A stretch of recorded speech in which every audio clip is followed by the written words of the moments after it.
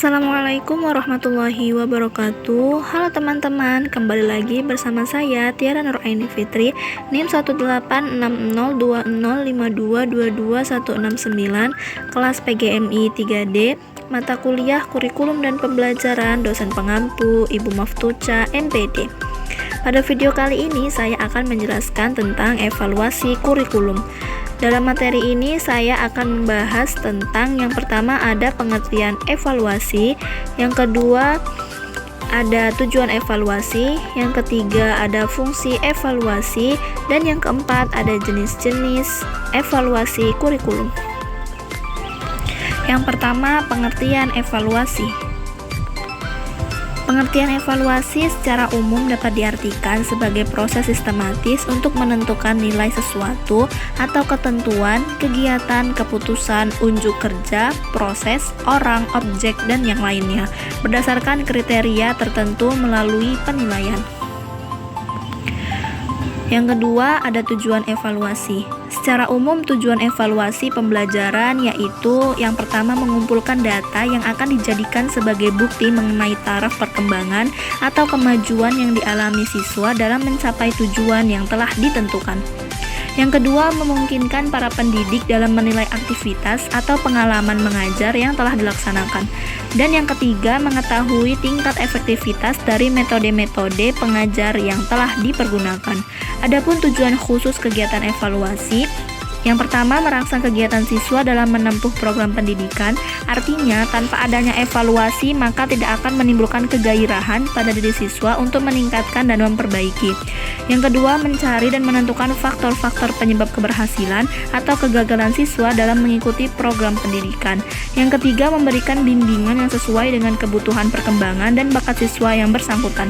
Dan yang keempat, memperoleh bahan laporan tentang perkembangan siswa yang diperlukan.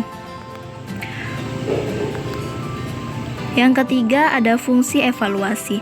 Yang pertama, penilaian berfungsi selektif. Dengan cara mengadakan penilaian, guru mempunyai cara untuk mengadakan seleksi atau penilaian terhadap peserta didiknya. Yang kedua, penilaian berfungsi diagnostik.